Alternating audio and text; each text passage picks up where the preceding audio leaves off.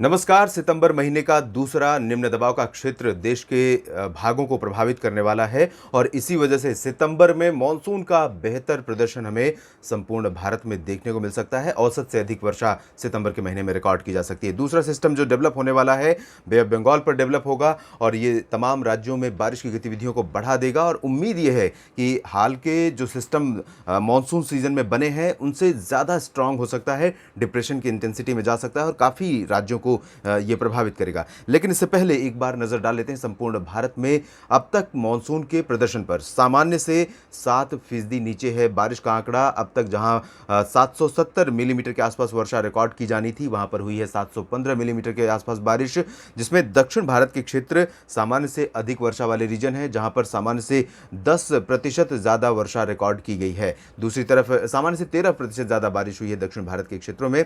जबकि अगर मध्य भारत की स्थिति देखें तो यहाँ पर 10% की कमी बनी हुई है। पूर्वी और पूर्वोत्तर भारत के क्षेत्रों में भी 10% की कमी नजर आ रही है। अभी तक उत्तर भारत के क्षेत्रों में सामान्य से 14% नीचे है बारिश का आंकड़ा। यहाँ पर आप देख सकते हैं जो हरे रंग हैं ये सामान्य के आसपास वर्षा वाले क्षेत्र हैं। इसमें आप देख सकते हैं उत्तराखंड में इस दौरान सामान्य से 5% कम वर्षा रिकॉर्ड की गई है। 1055 मिलीमीटर की जगह 999 मिलीमीटर वर्षा रिकॉर्ड की गई है, जिसे सामान्य आप मान सकते हैं। जबकि जम्मू कश्मीर और लद्दाख में 32% की कमी है। 337 मिलीमीटर एक्चुअल में वर्षा यहाँ पर रिकॉर्ड की गई है। दूसरी तरफ पंजाब की अगर हम बात करें तो यहाँ पर भी 25% की कमी बनी हुई है। हरियाणा में 18% ज़्यादा बारिश हुई। हरियाणा और चंडीगढ़ में, दिल्ली में भी बारिश सामान्य से ज़्यादा हुई है।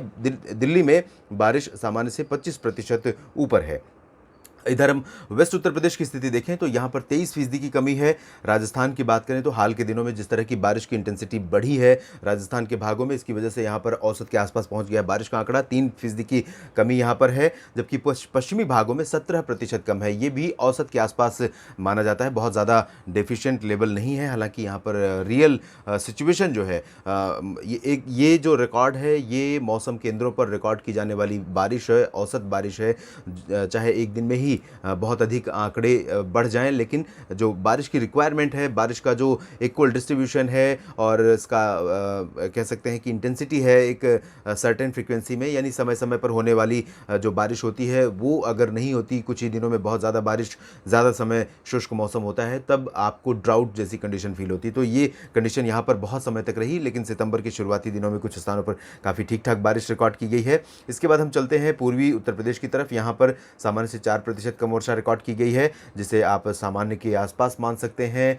बिहार में तो सामान्य से अधिक की स्थिति बनी हुई है। 11% ज़्यादा बारिश हुई है, 960 मिलीमीटर वर्षा रिकॉर्ड की गई है। झारखंड में भी सामान्य से 9% कम है, सामान्य के आसपास है बारिश की स्थिति। 815 मिलीमीटर बारिश रिकॉर्ड की गई। गंगेटिक वेस्ट बंगाल में 11% ज़्यादा बारिश हुई है और सिक्किम तथा उप हिमालय पश्चिम बंगाल में सामान्य के आसपास -1% यहाँ पर LPA वर्षा हुई है। पूर्वी और पूर्वोत्तर भारत में आप देखिए यहाँ पर असम, मेघालय, अरुणाचल प्रदेश और नागालैंड का जो रीजन है इसमें खासतौर पर असम, मेघालय में 17% की कमी है। जबकि नागालैंड, मणिपुर, मिजोरम और त्रिपुरा में 31% कम है। इसी वजह से यहाँ पर जो डेफिशिएंसी लेवल है वो सामान्य से 10% नीचे बना हुआ है और अरुणाचल प्रदेश में सामान्य से 17% कम वर्षा रिकॉर्ड की गई है। आप इसके बाद सेंट्रल इंडिया की अगर बात करें तो सेंट्रल इंडिया में ओडिशा में भी बारिश कम हुई है और छत्तीसगढ़ में तो औसत के आसपास बारिश पहुंच गई है, लेकिन ओडिशा में 27% की कमी है। जबकि आप देखें तो ओडिशा को पार करने के बाद ही जो मौसमी सिस्टम है वो देश के ज़मीनी भागों पर पहुँचते हैं। तो ये स्थिति ओडिशा में है और छत्तीसगढ़ की स्थिति हम आपको दिखाते हैं। छत्तीसगढ़ में बारिश का आंकड़ा है इस समय सामान्य से 13% नीचे, जिसे आप औसत के आसपास मान सकते हैं। 875 मिलीमीटर वर्षा रिकॉर्ड की गई है यहाँ पर। और अगर हम मध्य प्रदेश की स्थिति देखें तो पूर्वी मध्य प्रदेश के भागों में 22% की कमी है। 724 मिलीमीटर वर्षा दर्ज की गई है यहाँ पर। और वेस्ट MP में ज़रूर 4% ऊपर पहुँच गया है बारिश का आंकड़ा हाल के दिनों में। और अगस्त महीने में जिस तरह की बारिश उत्तर पश्चिमी मध्य प्रदेश में हुई थी, इसकी वजह से यहाँ पर बारिश में जो स्थिति है, बारिश की स्थिति है, उसमें सुधार हुआ है आंकड़ों में।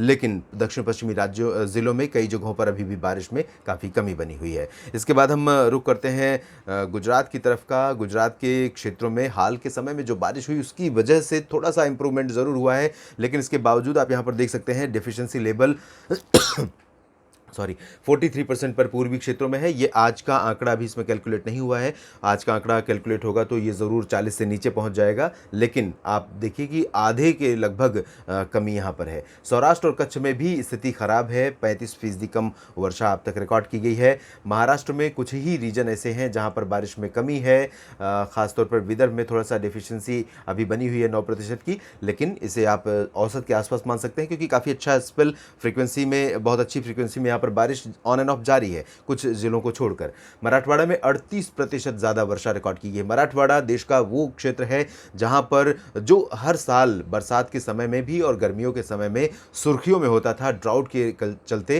और अकाल के कारण कई सारे किसानों की असमय मौत का कारण भी बनता था। किसानों को अपनी जान देनी पड़ती थी अकाल के कारण, और मवेशियों को भी बहुत बड़े पैमाने पर नुकसान होता था, खेती को बहुत बड़े पैमाने पर नुकसान होता था। लेकिन अब यहाँ पर हालात सुधर रहे हैं। हाल के 3-4 वर्षों का मेरा अनुभव है, मेरा अनुमान है, मेरा जो एक्सपीरियंस रहा है यहाँ के बारिश के आंकड़ों को लेकर, उसके आधार पर मैं कह सकता हूँ कि यहाँ पर मानसून का पैटर्न थोड़ा सा बदल रहा है। जिस तरह से गुजरात और राजस्थान में आपने देखा है कि मानसून के एंड में आते आते बारिश यहाँ पर बढ़ती है, तो ये हाल के समय में कुछ ट्रेंड चेंज हो रहा है। इसे आप समय के अनुसार मानसून के प्रदर्शन या मानसून के बिहेवियर में बदलाव के रूप में भी देख सकते हैं।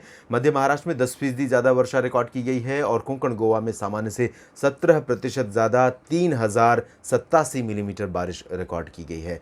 बहुत अधिक वर्षा वाला रीजन होता है ये जो आपका नॉर्थ ईस्ट इंडिया के नॉर्थ ईस्ट स्टेट्स के बाद है कोंकण गोवा। उत्तरी आंतरिक कर्नाटक में 38% ज़्यादा बारिश हुई है, 527 मिलीमीटर। साउथ इंटीरियर कर्नाटक में भी 11% अधिक वर्षा रिकॉर्ड की गई है। कोस्टल कर्नाटक में 14% की कमी रही है। तेलंगाना में यही बारिश हुई है 40% ज़्यादा। उत्तरी तटवर्ती आंध्र प्रदेश में 20% ज़्यादा बारिश हुई है। तो रायलसीमा में 47% ऊपर है बारिश का आंकड़ा। मानसून का दक्षिण पश्चिम जो सीज़न होता है, यानी जून से लेकर सितंबर के बीच में, उस दौरान साउथ पेनिनसुलर रीजन के ये जो पूर्वी क्षेत्र हैं, इन भागों में बहुत अधिक बारिश रिकॉर्ड नहीं की जाती है, लेकिन इस बार बहुत अच्छी बारिश हुई है। इन भागों में बारिश बहुत अच्छी होती है अक्टूबर से लेकर दिसंबर के बीच में, यानी कि जो होता है आपका नॉर्थ ईस्ट मानसून का सीज़न, उस दौरान काफ़ी अच्छी वर्षा यहाँ पर रिकॉर्ड की जाती है।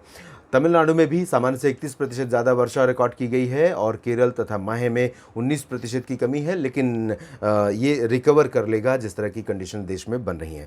ये तो रही अब तक बारिश की स्थिति, और अब हम जानते हैं आगामी 24 घंटों के दौरान किस तरह रहेगा देश भर में मौसम, और साथ ही साथ आगामी जो सिस्टम है, low pressure system bay of Bengal पर बनने वाला है, उसका इम्पैक्ट क्या होगा, किस तरह से ये आगे बढ़ सकता है। यहाँ पर आप देख सकते हैं बे ऑफ बंगाल में किस तरह से हवाएं अब एक साथ इकट्ठा होनी शुरू हो चुकी हैं।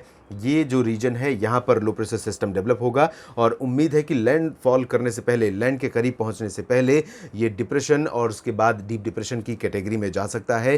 जाहिर है इसका इम्पैक्ट देश के तमाम राज्यों में बहुत व्यापक रूप में बारिश के रूप में देखने को मिल सकता है। फिलहाल इसका ट्रैक अभी जो उम्मीद है उत्तरी तटवर्ती आंध्र प्रदेश और ओडिशा, यानी कि सिमिलर ट्रैक रहेगा जिस ट्रैक से अगस्त का आखिरी सिस्टम निकला था और सितंबर का पहला लो प्रेशर सिस्टम निकला था। तो साउथ पेनिनसुलर रीजन का जो सेंट्रल इंडिया से जुड़ा हुआ रीजन है, उत्तरी तटीय आंध्र प्रदेश और तेलंगाना, साथ ही साथ उत्तरी आंतरिक कर्नाटक, तटीय कर्नाटक, गोवा और महाराष्ट्र, मध्य प्रदेश, छत्तीसगढ़, ओडिशा, गुजरात, राजस्थान, इन सभी क्षेत्रों पर इसका बहुत अधिक इम्पैक्ट रहेगा।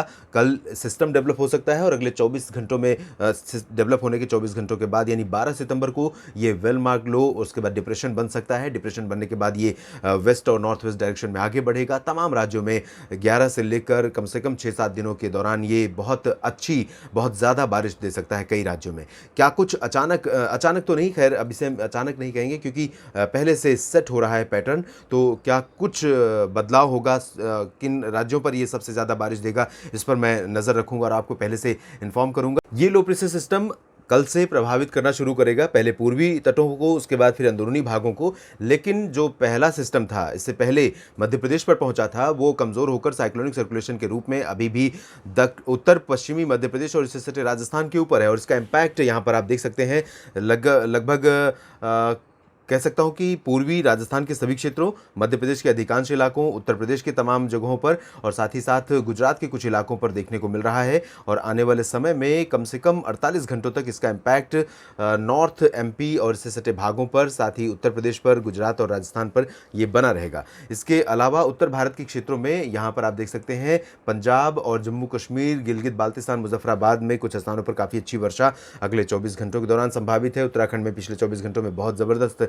वर्षा रिकॉर्ड की गई है। देहरादून में भी भीषण बारिश हुई है। देहरादून समेत उत्तराखंड के तमाम शहरों में अगले 24 घंटों के दौरान काफ़ी अच्छी बारिश जारी रहने की संभावना है। राष्ट्रीय राजधानी दिल्ली में आज रात में भोर में बारिश दर्ज की गई।